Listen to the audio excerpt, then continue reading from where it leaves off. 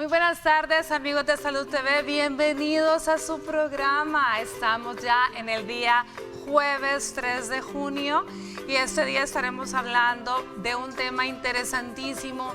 Todas aquellas personas que están en casa, que tienen un padecimiento que ya todos conocemos, que es la diabetes. Hoy hablaremos de la diabetes tipo 2 y tendremos invitados especiales. Así que veamos la cápsula y luego les comento con quiénes estaremos.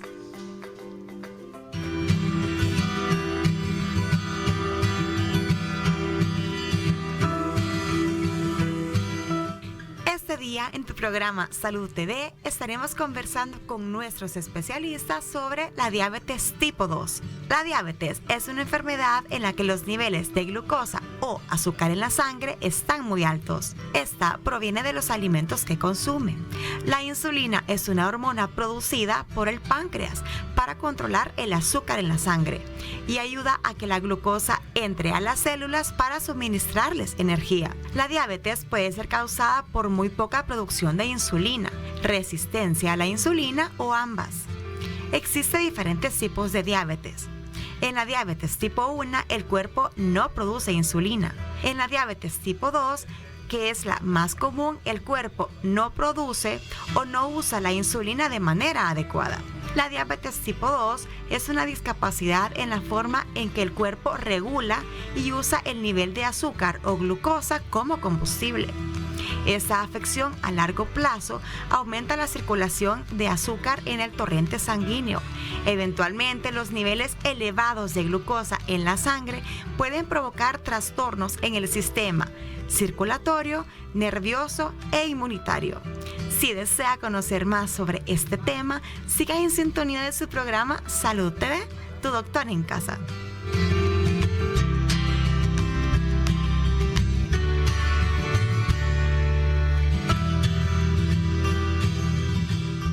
Así es, padece usted de diabetes tipo 2, es decir, no insulino dependiente. Bueno, entonces ahí quédese donde está y prepárese para escuchar, hablar sobre el tema y aprender un poquito más. Este día estaremos virtualmente conectados con dos especialistas que nos acompañan desde diferentes países de Centroamérica. El primero de ellos, el doctor Francis Ruiz, endocrinólogo y especialista en metabolismo desde Costa Rica. ¿Qué tal, doctor? ¿Cómo está? Hola, ¿cómo están? Un saludo a todos y muy agradecido de estar acá compartiendo unos minutos con ustedes. Muchísimas gracias, doctor, por conectarse y bueno, gracias por regalarnos su tiempo. Y también le damos la bienvenida, está con nosotros el doctor Roger Uzcategui, especialista en cardiología, que se conecta con nosotros desde Panamá. ¿Qué tal, doctor? ¿Cómo está? Muy bien, Elisa, muchas gracias por la invitación. Gracias a ustedes, doctor. Bueno, definitivamente la diabetes es una enfermedad que está presente en todo el mundo, Latinoamérica no es la excepción y bueno, hablemos un poquito este día para poner en contexto a la gente, doctor Francis, acerca del recordar a la gente cuál es la diabetes tipo 2, las diferencias, los factores de riesgo y el impacto que tiene en el mundo además. Claro, eso es un tema bastante complejo, ¿verdad? Y muy importante de tocarse. No hay momento en el día que el personal médico no interaccione con pacientes que tienen diabetes o sus complicaciones. Pero sí, si uno quisiera como adentrarse un poquito más, pues sí hay una gran división, ¿verdad? Que hablamos de diabetes tipo 1 y diabetes tipo 2, ¿verdad? Que es la diabetes tipo 1 es una enfermedad donde hay una deficiencia absoluta de insulina en el páncreas. Esto es una enfermedad usualmente de tipo autoinmune, por eso tiende a aparecer con mucha frecuencia en edades tempranas de la vida. Y la característica, como les comentaba, es una ausencia completa de insulina que obliga desde muy temprano al uso de insulina como un único recurso. Pero cuando estamos hablando de diabetes tipo 2, que aquí, como lo comentaban en la cápsula informativa, engloba al 90% de la población con diabetes tipo 1 estaría solamente entre un 5 a un 10%, en mi opinión, es una pandemia. Realmente nosotros hemos visto a lo largo de los años cómo se ha ido aumentando de forma vertiginosa. Por ejemplo, solo como para ponerlo en perspectiva en nuestra región, ¿verdad? Que es Centroamérica, Suramérica, según las divisiones que hace la Federación Internacional de Diabetes, nosotros en el 2019 contábamos con 32 millones de pacientes con diabetes mellitus tipo 2 y esto va exponencialmente a aumentar a cerca de 49 millones para el 2040. Entonces, si nosotros vemos, esto es un incremento de un 55% en la tasa de prevalencia. Y cuando nosotros analizamos un poco qué es lo que pasa con diabetes tipo 2, como usted lo comentaba, hay factores de riesgo que son muy claros, que están ahí y que nosotros podemos prevenir, porque para que aparezca diabetes mellitus tipo 2 no solo se tiene que tener la predisposición, sino también hay factores ambientales que son los que nosotros podemos controlar para frenar esta enfermedad. Y dentro de ellos, uno de los más importantes es la inactividad física, o sea, el sedentarismo, es uno de los factores de riesgo más importantes para el desarrollo, para activar esos genes que van a terminar desarrollando diabetes tipo 2, la mala alimentación, y que con ello, principalmente en lo que son carbohidratos refinados, todo lo que son las harinas, los dulces, son alimentos que realmente cuando nosotros los analizamos no son enteramente esenciales, pero que en nuestra dieta del día a día los consumimos de forma excesiva. Y adicionalmente a esto que va de la mano, ¿verdad? Es la ganancia de peso, ¿verdad? Entonces, con el hecho de una mala alimentación y una inactividad física, esto va a favorecer entonces el aumento de peso, y es en el tejido adiposo donde se gestiona mucho de esta resistencia a la insulina que comentaban en la cápsula informativa, que es uno de los generadores directos de la diabetes tipo 2. Porque cuando nosotros vemos por qué un paciente eleva la glicemia, un diabético tipo 2 aumenta la glicemia, no solamente es porque el páncreas dejó de producir la insulina que requiere ese paciente, sino que nosotros aumentamos las necesidades. O sea, hay una etapa muy temprana donde aumenta la resistencia a la insulina, y esa resistencia va obligando al páncreas a que tenga que producir más insulina por unidad de tiempo hasta que llega un momento donde lo agota, y entonces generamos los estados de deficiencia de insulina, que son los que favorecen que el paciente termine ya con sus elevaciones de la glicemia. Pero tal vez aquí lo importante es que hay toda una etapa previa donde uno puede identificar a estos pacientes con factores de riesgo y hacer un impacto directo en su estilo de vida para frenar esta progresión. Porque como les comentaba, no solamente hay que tener la carga genética, que es muy importante, sino los factores ambientales que van a estimular esa carga genética a que aparezca la enfermedad. Doctor, esto es realmente lo que siempre tratamos de insistirle a la población, el hecho de comprender que la resistencia a la insulina a la cual llegamos por estos malos hábitos alimenticios, aparte de la predisposición genética por el sedentarismo, pues es todavía reversible. Pero si cuando ya llegamos al punto en el que el páncreas pues se agotó y ya no hay insulina, definitivamente ahí ya no hay vuelta atrás. Entonces ese es el enfoque que siempre hemos tratado de darle a la gente, ¿cierto? Porque definitivamente de la resistencia a la insulina se puede salir, pero de la diabetes ya no, ¿cierto? Sí, claro, y creo que ese es uno de los comentarios más atinados, digamos, que podemos nosotros transmitir el día de hoy. Es que en las etapas tempranas nosotros tenemos muchísima maniobrabilidad, y realmente pacientes que inclusive tienen marcadores de diabetes, tienen una hemoglobina glicosilada, tienen una glicemia en ayunas que está elevada, que le dan rango de diabetes, cuando ellos de forma temprana hacen cambios intensivos en el estilo de vida, y esto está inclusive ya bien definido. O sea, esto significa que el paciente tiene que hacer ejercicio, y ese ejercicio no solamente es como un nombre ahí general, eso significa que al menos realice 150 minutos de ejercicio por semana, que tenga un plan de alimentación ya dirigido en contener estos carbohidratos de alto índice glicémico, en dejar de fumar, en que activamente esos cambios traduzcan pérdida de peso. Los pacientes pueden revertir sus marcadores bioquímicos a un rango de normalidad. Pero eso, como usted lo comenta, lo vamos a lograr en etapas tempranas. Si nosotros no impactamos tempranamente al paciente, posteriormente vamos a llegar a un punto de no retorno. Así es. Bueno, es una enfermedad, como todo el mundo ya lo hemos dicho, es crónica, degenerativa, y eventualmente tiene sus órganos blancos, ¿no? Y uno de ellos, claro está, es el sistema cardiovascular, el corazón, ¿cierto, doctor Uzcategui? Coméntenos un poquito, por favor. Sí, de hecho, fíjate que cuando uno ve en perspectiva al paciente diabético, el paciente diabético no muere de la diabetes propiamente dicha, muere de las complicaciones. Y se estima que cerca del 80% de los pacientes con diabetes, que vive con diabetes, va a tener un evento cardiovascular. Ese evento cardiovascular puede llevar a la muerte, de tal manera que cerca del 70% de todos los pacientes con diabetes muere de enfermedad cardiovascular. Y sucede que el paciente diabético tiene lo que uno llama una aterosclerosis prematura. Cuando tú comparas a un paciente que nunca ha tenido diabetes con uno que vive con diabetes, la expectativa de vida del paciente con diabetes es mucho menor del paciente que no tiene diabetes. Y esto se hace verdaderamente cierto si este paciente ya ha tenido, por ejemplo, un evento cardiovascular previo, donde esa expectativa de vida puede ser hasta de 12 años menos comparado con un paciente que no vive con diabetes. De tal manera que se ha hablado muchas veces que la diabetes es una enfermedad metabólica con culminación cardiovascular. Y eso probablemente puede hacer que uno minimice el tratamiento de la diabetes. Y el tratamiento de la diabetes últimamente, y el doctor Francis estará de acuerdo conmigo, ha dado un giro espectacular en la última década.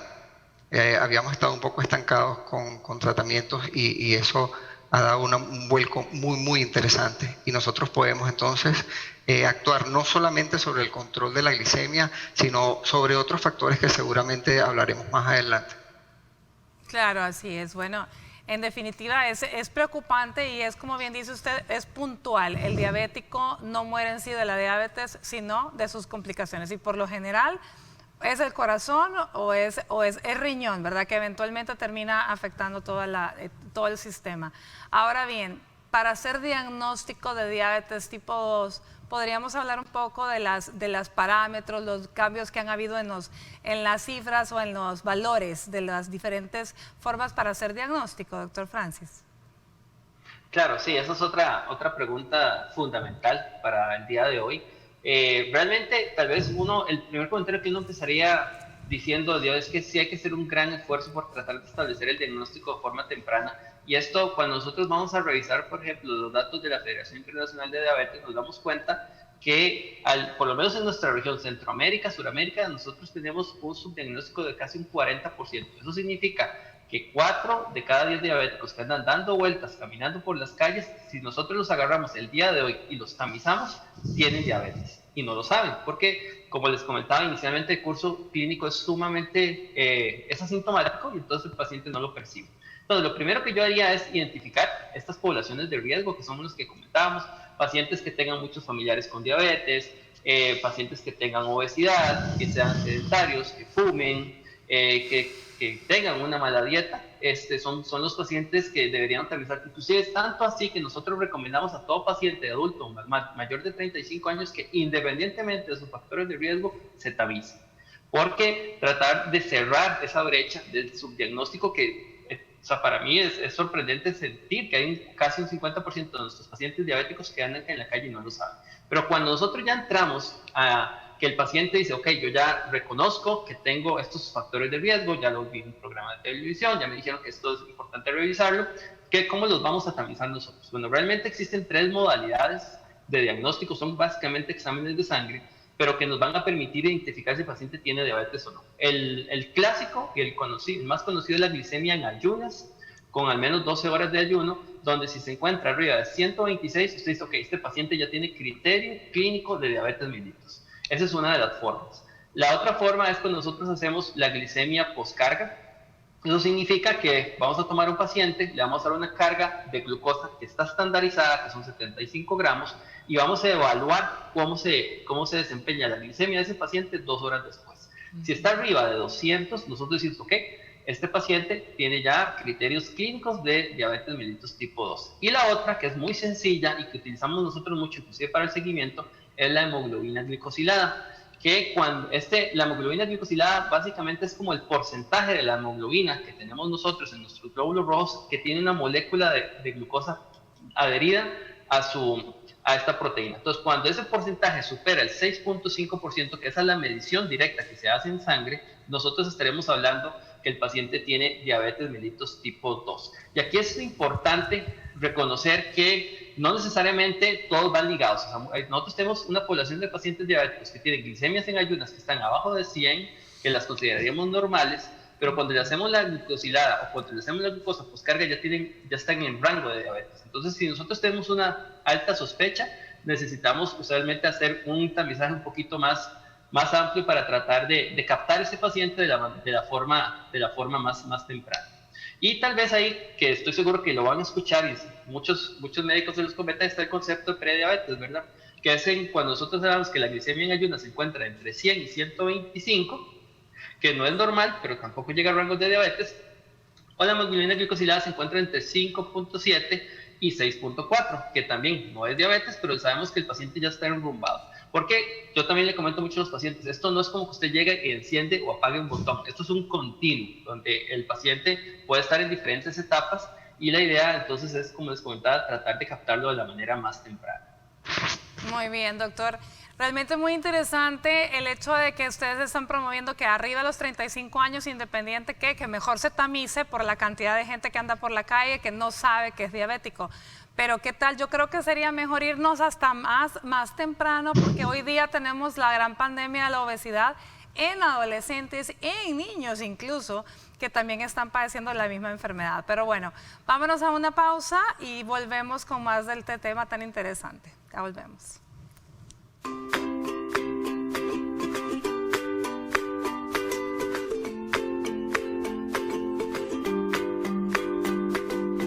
Estás viendo Salud TV.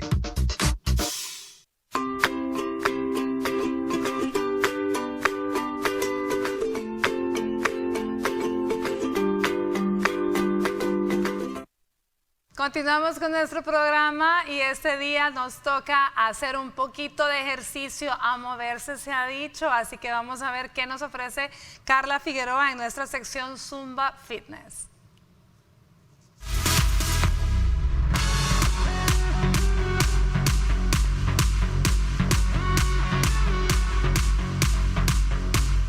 Hola amigos de Salud TV, bienvenidos a su sección de Zumba Fitness. En esta ocasión vamos a bailar un poquito de rock and roll y en este caso es Living on Prayer de Bon Jovi. Bienvenidos y vamos a comenzar.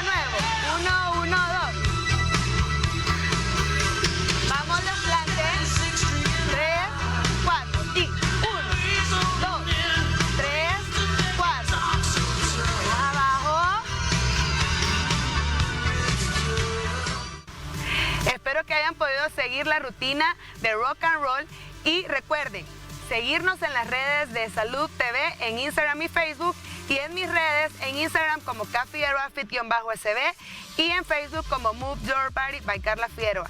Los esperamos el próximo jueves.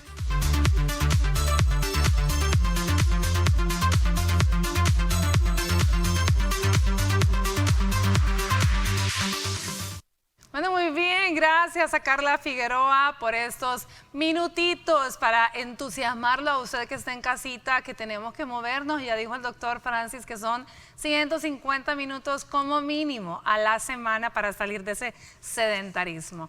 Bueno, continuamos con nuestro programa hablando este día de diabetes tipo 2 y recapitulando, doctor, las modalidades para diagnosticar diabetes tipo 2 mencionó que eran 3.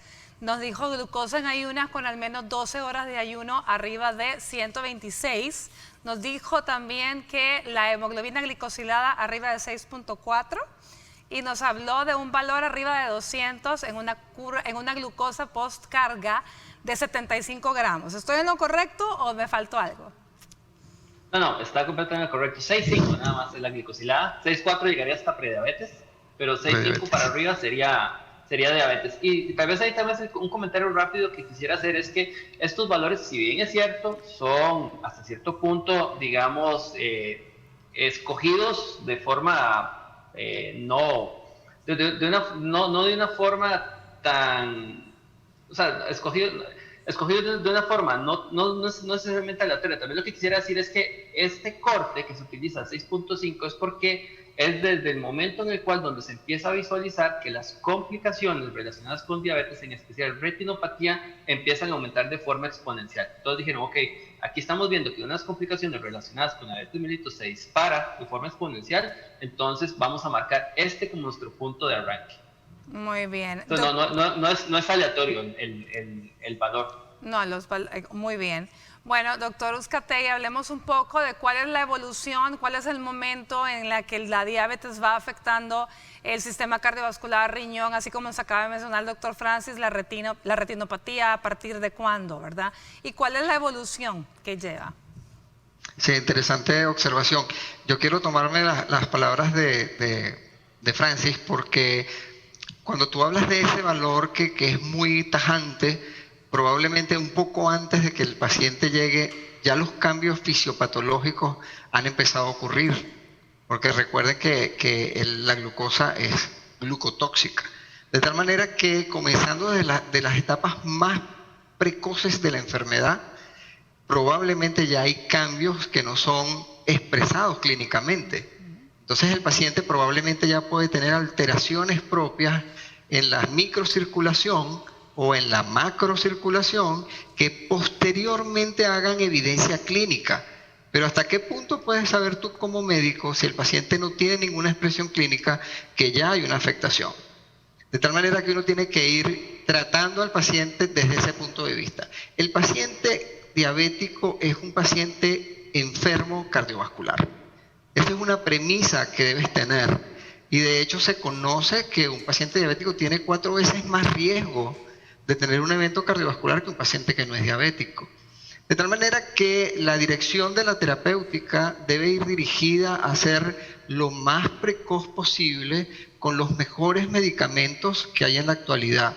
De tal manera que, si bien sabemos que puede haber una alteración ya que no se expresa clínicamente, tenemos que trabajar fuertemente para evitar, ¿verdad?, que eso se concrete. De tal manera que la prevención primaria que uno hace en un paciente diabético debe ser tan intensa como la que yo hago en un paciente que ya ha tenido un evento cardiovascular. O sea, el diabético se comporta sin haber tenido un evento cardiovascular con el mismo riesgo de un paciente que ya tuvo un evento cardiovascular. Y eso es mucho decir. De tal manera que el tratamiento debe ir dirigido, insisto, no solamente en el control de la glicemia, que sabemos que es un punto principal del tratamiento, sino que el tratamiento tiene que ser holístico. O sea, yo tengo que ver a ese paciente como un conjunto, porque no es solamente glucosa. Sucede que hay alteraciones de los lípidos que son muy bien conocidas, que son muy características del paciente que vive con diabetes, como son las alteraciones de los triglicéridos y algunas alteraciones del colesterol, especialmente del colesterol LDL, que está íntimamente relacionado con el desarrollo de aterosclerosis. Además, hay un porcentaje altísimo de pacientes diabéticos que tienen hipertensión arterial, que sabemos nosotros que es un factor de riesgo para enfermedad renal y cardíaca. Y si yo sumo hipertensión más diabetes, estamos haciendo una bomba clínica muy, muy importante. De tal manera que yo insisto en que la visión del diabético tiene que ser holística, no solamente desde el punto de vista diagnóstico, de seguimiento, sino que también tiene que ser de multiespecialidades. Tiene que verlo el endocrinólogo como su médico principal, pero tiene que estar satelizado por un cardiólogo, por un nutricionista, y yo incluiría aquí un especialista en temas psicológicos o psiquiátricos. Así es muy importante esto último que acaba de mencionar, doctor, porque en definitiva el paciente diabético debe ser manejado multidisciplinariamente. Siempre tiene que haber alguien que comanda, que en el caso pues es el endocrinólogo, pero el factor psicológico es importantísimo. ¿Cuántas veces en los hospitales todos los médicos no hemos tenido que ir a abrir la mesa de noche del pacientito diabético y encontrar las bolsitas de galletas o de dulcitos que se comió a escondidas, ¿no? Así que sí es bien importante. Además que no es una enfermedad individual, es una enfermedad de la familia. O sea, toda la familia debe estar implicada en el manejo del paciente con diabetes. Exacto, especialmente que también hay una predisposición familiar, así que todo el mundo, o sea, que allí hay un diabético, prácticamente es como que todos podemos ser diabéticos, ¿no? Así es. Hablemos entonces de los pilares fundamentales, del principio para ir manejando la diabetes, doctor Francis. Hablemos del control glicémico primero para ir luego hablando de los demás sistemas. Ok, sí, claro. El control glicémico ha sido el pilar fundamental en el manejo de un paciente con diabetes. Como ya lo hemos venido comentando, no es el único, pero históricamente ha sido de los más relevantes, porque así como atinadamente lo comenta Roger y la doctora también lo estaba comentando cuando hablaba de la parte renal, la diabetes, por supuesto que el temor más grande de nosotros es el riesgo cardiovascular, que es lo que los termina matando. Pero no solamente eso es lo que vamos a ver nosotros en un paciente con diabetes. Es la primera causa, por ejemplo, de amputaciones no traumáticas en el mundo, es la primera causa en el mundo de ceguera y es la primera causa o la principal causa de que los pacientes terminen en soporte renal relacionado con una enfermedad metabólica. Entonces, realmente, estas son complicaciones que se van desarrollando a lo largo del tiempo por un mal control glicémico. Entonces, los pilares definitivamente, y eso es algo que nunca va a cambiar porque el impacto realmente ha demostrado que es efectivo, son los cambios en el estilo de vida. Entonces, como nosotros lo comentamos, existen como parámetros mínimos que nosotros quisiéramos que el paciente cumpla para decir, ok, eso está haciendo cambios en el estilo de vida significativos. Entonces, esto lo traslapamos de estudios clínicos, por eso viene la recomendación de que el tiempo mínimo de ejercicio cardiovascular es de 150 minutos y también que tienen que tener una dieta que se encuentre balanceada. Nosotros acá podemos dar pautas generales, o sea, uno quisiera que el paciente realmente minimizara al máximo los carbohidratos de alto índice glicémico porque no son esenciales para la nutrición del paciente y traslaparnos por carbohidratos de bajo índice glicémico que son los que tienen una absorción más lenta y permite que el paciente entonces evite esos picos de glicemia que tiene. Pero entonces, para que el paciente un tema tan complejo como este lo pueda manejar, necesita, como ustedes comentaban, de un apoyo nutricional que sean lo que los guíe, ¿verdad? Pero por lo menos nosotros sí podemos dar como orientaciones generales de que ojalá que el paciente no se pase más de 2 porciones de carbohidratos por tiempo de comida, que evite el consumo de bebidas alcohólicas más allá de dos tragos por sesión y que eso no se repita más de 2 veces a la semana. Y bueno, posteriormente a eso viene toda la parte farmacológica, que nosotros en la actualidad contamos con 12 diferentes estrategias para el control glicémico, pero ahí tal vez lo que comentaba Roger, que es muy importante, nosotros antes del 2013 realmente manejábamos en nuestras guías de manejo el enfoque en controlar la glucosa, o sea, utilicemos todas las herramientas necesarias para controlar la glucosa. Ahora nosotros encontramos y tenemos herramientas que pueden bajar la glicemia en el mismo nivel, pero llegan a ese nivel y ofrecen algo más, como es protección renal, protección cardiovascular, que es el gran giro que ha dado en la actualidad el manejo de los pacientes con diabetes mellitus tipo 2. Pero definitivamente si nosotros tenemos que centrarnos en los 2 grandes pilares, sería todos los cambios intensivos en estilos de vida más el control glicémico, que bueno, que ahorita podemos detallar en las diferentes opciones farmacológicas, ¿verdad? Muy bien. Bueno, entonces nos quedamos por el momento con los grandes pilares, definitivamente el control glicémico, el cambio en el estilo de vida y por supuesto todos los medicamentos y todas las estrategias farmacológicas que se tienen. Pero vamos a continuar hablando de eso después de la pausa. Ya volvemos.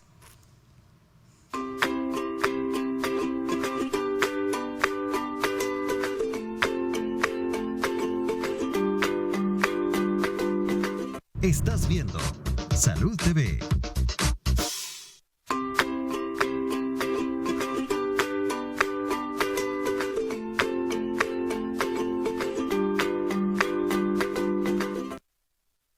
Muy buen provecho a usted que está almorzando y gracias por permitirnos acompañarle. Este día jueves tenemos la cápsula del doctor Rodolfo Castro en nuestra sección de primeros auxilios. Veamos cuáles son los consejos que nos trae para este día.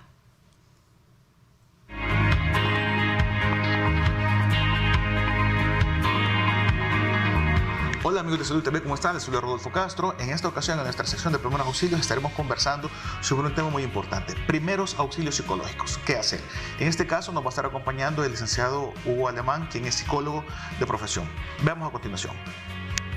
Los primeros auxilios psicológicos es la ayuda inmediata que viene después de un suceso de crisis o una emoción muy fuerte. Esto puede ser debido a un asalto en la calle, puede ser debido a un choque, y entonces nuestra ayuda va a ser enfocada en dos cosas: recuperar el equilibrio emocional y prevenir la aparición de una secuela psicológica. Para esto, lo que vamos a lograr es brindar alivio emocional a la persona, vamos a facilitar su adaptación ante el suceso y, como dije anteriormente, vamos a prevenir que se desarrolle un trastorno mental. Para esto tenemos 5 pasos o aspectos importantes. Uno es la escucha activa. Vamos a escuchar a la persona y vamos a tratar de ponernos en su lugar, siendo muy empáticos para entender lo que está sucediendo. Número 2, vamos a reentrenar la ventilación. Esto es respirar despacio, con profundidad. Número 3, vamos a categorizar las necesidades. Y esto es priorizar, hacer primero lo que debemos hacer, guardar y resguardar nuestra integridad ante cualquier cosa. Número 4, vamos a derivar a la persona a su círculo de apoyo o al sistema de emergencias nacional, donde a alguien cercano que pueda atenderle. Y número 5, vamos a enseñarle a la persona que parte de este proceso es tener estas respuestas. El sentirse ansioso, el sentirse asustado, el sentirse muy nervioso es parte normal, pero eso tenemos que hacerlo a través de un proceso que se conoce como psicoeducación. Muchas gracias. Esperando que este consejo haya sido de agrado para ustedes y con la finalidad de poder salvar muchas vidas, atentamente me despido de Salud TV, deseándoles un excelente fin de semana. Hasta pronto.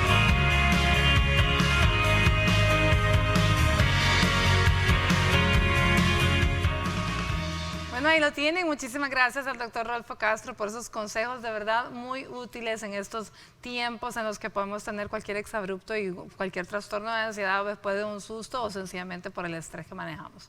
Bueno, continuamos con nuestro programa Diabetes tipo 2, el doctor Roger Uzcategui, cardiólogo que nos acompaña desde Panamá, y el doctor Francis Ruiz, que nos acompaña desde Costa Rica, endocrinólogo especialista en metabolismo.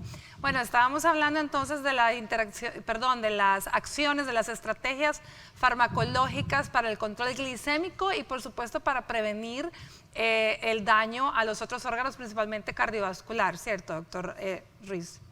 Francis.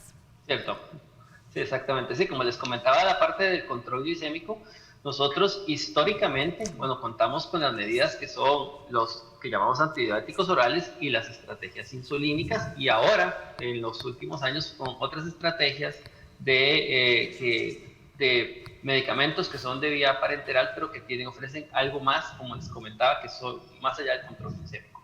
Entonces, realmente, el pilar desde el punto de vista farmacológico en el grueso de la población con diabetes mellitus tipo 2 sigue siendo la metformina, ¿verdad? Ha sido el fármaco que históricamente ha prevalecido porque es barato, es eficaz, es usualmente muy bien tolerado y ofrece un control glicémico bastante aceptable. Pero como les comentaba, nosotros en la actualidad contamos con 12 diferentes herramientas.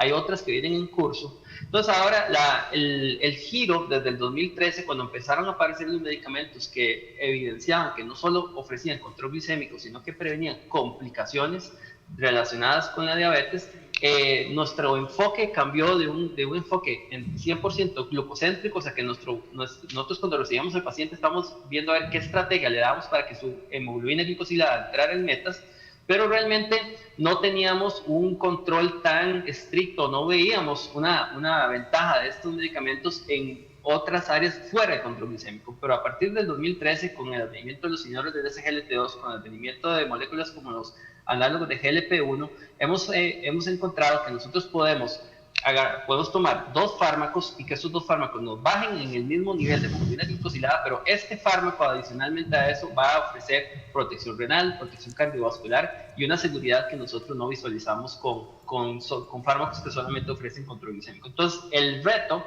actualmente, y por eso es importante que los pacientes tengan un buen control médico. Es realmente, nosotros lo que hacemos es clasificar ese paciente para definir, ok, usted es un paciente que tiene diabetes, pero ya hemos demostrado que tiene esta y esta complicación. Entonces, de estas 12 opciones, la mejor que va a hacer usted va a ser esta, porque usted ya tiene riesgo cardiovascular, entonces le vamos a mandar el GLP-1, o usted ya tiene un daño renal establecido, vamos a darle un inhibidor de ese GLT-2. O sea, realmente ahora el tratamiento es completamente individualizado, que era una estrategia que hasta hace unos años nosotros no teníamos, era indistinto para el control glicémico. Y ahorita, bueno, podemos ir hablando de estas nuevas estrategias que van dirigidas a ofrecer algo más que control glicémico. Muy bien, bueno, doctor Roger Uzcategui, definitivamente muy importante lo que está mencionando el doctor Ruiz. Hablemos un poquito de todas esas estrategias dirigidas principalmente a proteger, claro, el sistema cardiovascular. Me imagino hay que pues, hacer la lista de todo lo que ya tiene, como bien dice el doctor. Yo quiero hacer un inciso acá porque en el año 2019 se hizo un estudio de prevalencia de la diabetes. Lamentablemente en Centroamérica y en general en Latinoamérica no tenemos las mejores estadísticas. En el año 2019 se hizo un estudio que se llama CAPTURE, donde se evaluaron 10.000 pacientes con diabetes. Y tenemos una representación en Latinoamérica porque hubo un grupo de pacientes incluidos en México, Brasil y Argentina. Y hay algunos números que son muy rescatables allí a propósito de hablar de la enfermedad cardiovascular del diabético, y ese estudio demostró que por lo menos de cada 3 pacientes diabéticos, 1 tiene enfermedad cardiovascular. Y de los que tienen enfermedad cardiovascular, 9 de cada 10 es por aterosclerosis. O sea, ese es un dato muy importante. Y retomando lo que decía Francis recientemente, que ahora uno individualiza al paciente para decidir el tratamiento, y cuando ya tú ves que tiene una enfermedad cardiovascular o tiene alto riesgo cardiovascular, pues entonces ya hay medicamentos, como los nombró Francis, inhibidores de SGLT2 o agonistas del receptor de GLP-1, que han demostrado clínicamente con estudios de muy importante valor de que modifican el riesgo cardiovascular del paciente, disminuyen las muertes de tipo cardiovascular. Y aún así, este estudio reveló que de 10 pacientes diabéticos, solo 2 estaban recibiendo este tipo de medicamentos que ya tienen comprobada un beneficio cardiovascular adicional. Entonces, esto deja muchas cosas en qué pensar. Tenemos nuevas terapéuticas, podemos usar medicamentos que están a la vanguardia. Incluso actualmente hay medicamentos que se administran una vez a la semana con los beneficios que hemos estado comentando actualmente, de tal manera que existe esa posibilidad. Nosotros estamos un poco como un paso atrás acerca de la decisión de comenzar con este tipo de medicamentos que definitivamente modifican la historia del paciente con diabetes. El paciente con diabetes muere de enfermedad cardiovascular. Y estos nuevos medicamentos, estas nuevas terapéuticas que están a la vanguardia, modifican la mortalidad cardiovascular. Y a eso es mucho decir. Recuerden siempre que, como insisto, el paciente tiene que ser tratado no solamente desde el punto de vista glucocéntrico, sabemos que es muy importante, pero también el paciente diabético es un conjunto. Hay que evaluar los lípidos, hay que evaluar la presión arterial, y para todas esas variables que conforman también parte del riesgo cardiovascular del diabético es necesario usar tratamiento que también haya comprobado en estudios clínicos que son no solamente eficaces, sino que son capaces de modificar la historia del paciente con diabetes. Bueno, muy interesante y muy importante el llamado, ¿verdad? Para que se individualice de verdad cada paciente y se utilicen pues estas estrategias novedosas para poder proteger el sistema cardiovascular en todo momento al paciente diabético. Vámonos a una pausa y ya volvemos, doctores.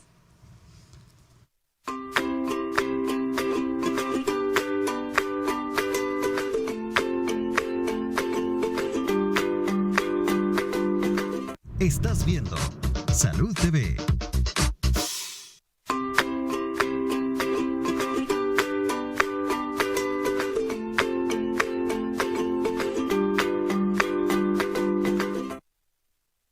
Muchas Muchas gracias por continuar con nosotros este día con nuestros especialistas hermanos centroamericanos hablando acerca de diabetes tipo 2. Tenemos en este bloque algunas preguntas, doctores, que me gustaría son de nuestra población para que ustedes puedan ayudar a responderlas. Veamos la primera de ellas. Vamos a ver, nos dice la primera pregunta. Hola, hace un par de años me diagnosticaron diabetes. Mi duda es, ¿qué tanto va a afectar la diabetes mis ojos? Pues siento que tengo más problemas de vista. Muchísimas gracias. Bueno, realmente ahí no sabemos la edad, no tenemos mayores datos, pero el doctor Francis mencionaba algo muy importante anteriormente. Claro, ahí lo que comentaba, como decíamos previamente, es que la diabetes es una de las principales causas de ceguera a nivel mundial. Entonces la respuesta corta es que sí le puede afectar de forma importante la diabetes, la visión. Entonces, pero eso también no es una consecuencia que tenga que vivir el paciente que está con diabetes. Porque si la paciente logra mantener un buen control médico, instaura los estilos de vida, llega a las metas de control glicémico, la posibilidad de desarrollar esta complicación realmente son muy bajas. Y como les comentaba, cuando se definió el corte de diabetes mellitus tipo 2, se utilizó 6.5% porque fue a partir de ese momento donde exponencialmente empezó a aumentar el riesgo de retinopatía. Entonces, si usted como una paciente que vive con diabetes logra hacer los cambios en el estilo de vida y tener el tipo de control glicémico y el seguimiento que requiere y se mantiene abajo de esas metas, las posibilidades de que usted sufra complicaciones visuales por la diabetes son muy bajas. Excelente, bueno, gracias doctor. Amiga, ahí lo tiene, a mantenerse controlada, no necesariamente tiene que llegar a sufrirse deterioro en sus ojos, esa retinopatía, si usted se controla adecuadamente. Veamos la siguiente pregunta. La siguiente pregunta nos dice, buenas tardes, mi nombre es Norma, soy diabética y quiero saber si es malo beber una copa de vino al día o si voy a una fiesta, si podría beber sin que me genere esto tanto problema. Bueno, a ver, doctor Uzcategui, vamos a hablar porque se decía que para la presión arterial una copita de vino tinto diario no era mala, ¿verdad? Pero vamos a escucharlo. Sí, esa es una excusa muy interesante de la gente que le gusta beber. Pero en lo particular yo pienso que lo que hay que tomar en cuenta, hay una serie de restricciones, independientemente de que sea diabética o no, las mujeres tienen menos tolerancia al alcohol, de tal manera que esa recomendación de una copa diaria pues debe considerarse en las mujeres especialmente. Pero lo que sí debe tener mucha importancia en este caso es que el alcohol induce aumento de la glicemia. De tal manera que tú puedes descompensarte con la ingesta de alcohol. No quiero decir que esto sea un no rotundo, pero sí se tiene que ser muy mesurado en cuanto a la ingesta de bebidas alcohólicas, porque definitivamente pueden hacer que pierdas el control, si lo tenías, de los niveles de glicemia. Así que ser muy limitado, muy mesurado en eso. Bueno, muy interesante la respuesta, doctor, y definitivamente, amiga, pues ya escuchó, las mujeres tenemos menos tolerancia al alcohol y si usted ha luchado por mantenerse realmente compensada y por una copa de vino o por otro tipo de bebida alcohólica, usted va a perder ese control, pues no vale la pena, hay que cuidarse, ¿verdad? Bueno, veamos la siguiente pregunta. Tenemos otra pregunta por ahí. Nos dice, quiero saber si yo doy de mamar a mi bebé, ¿no hay peligro de que con mi leche el niño ingiera los medicamentos de la diabetes que tomo? Muy interesante. Va a haber lactancia materna, doctor Ruiz, y los medicamentos hipoglicemiantes para la diabetes tipo 2 o la insulina en el caso que estuviese anteriormente con ella. Claro, sí, existen unas como les comentaba, de los 12 diferentes medicamentos que existen, todos en mayor o menor porcentaje sí van a atravesar la barrera que se va a transmitir por leche. Solamente son concentraciones muy bajitas y ahí que no va en términos generales a contraindicar en la mayoría de los casos el uso del tratamiento glicémico durante la lactancia. Entonces ahí lo que va a privar siempre va a ser tratar de mantener un buen control glicémico de la madre para transmitir una leche de mejor calidad a su hijo. Y realmente los medicamentos en términos generales no se encuentran contraindicados con el uso de la lactancia materna. Pero ante dudas ya muy puntuales, si este medicamento en específico lo genera, es mejor consultarlo ya directamente con el médico, pero en general no existe una limitación importante.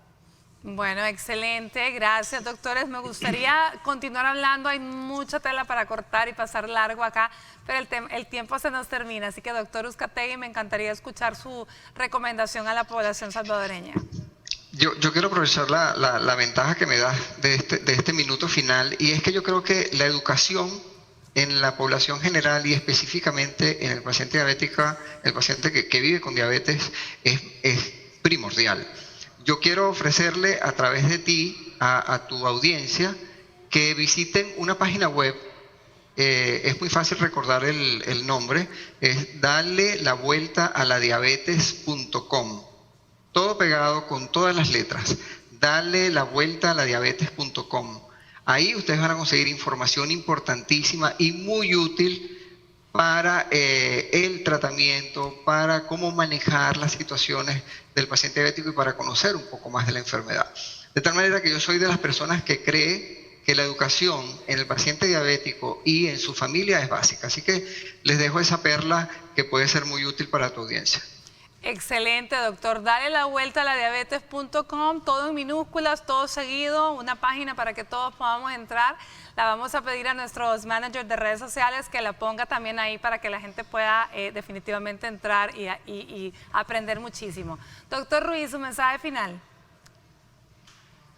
Bueno, doctora Rubio, muchísimas gracias por la invitación. Me parece importantísimo el tema que se ha tocado el día de hoy. Yo como mensaje final sí quisiera decirle a los pacientes que viven con diabetes o los pacientes que tienen riesgo de padecerlo que no se queden ahí, que consulten. Como comentamos durante el programa, existen nuevas opciones.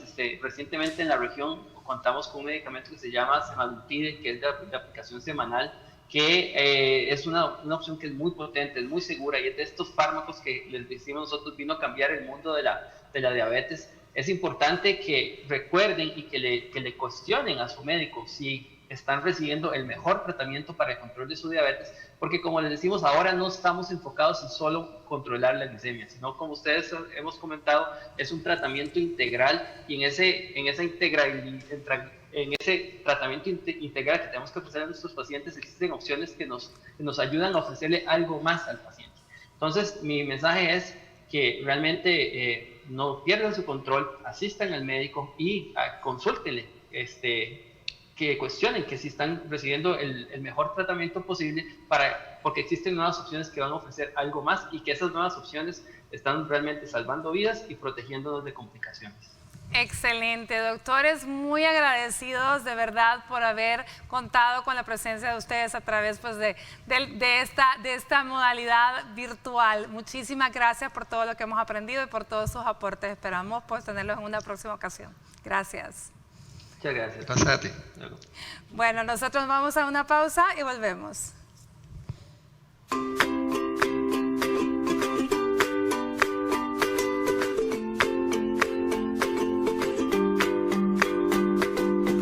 Estás viendo Salud TV.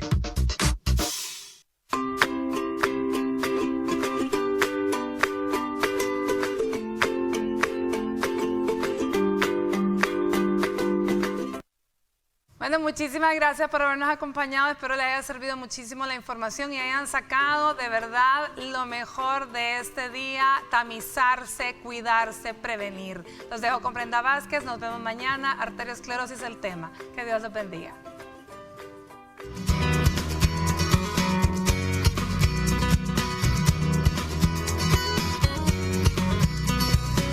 Si te han diagnosticado diabetes, te queremos compartir algunas recomendaciones de qué poder hacer en tu día para mantenerte saludable.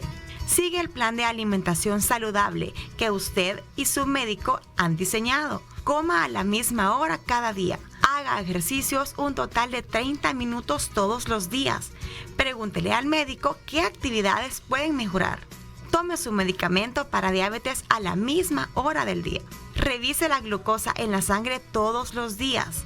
Cada vez que usted compruebe la glucosa en la sangre, escriba el número en una libreta y llame a su médico si los números son demasiado altos o demasiado bajos durante 3 días. Revise los pies todos los días para verificar cortes, ampollas, lesiones, inflamación, enrojecimiento o dolores en las uñas de los pies.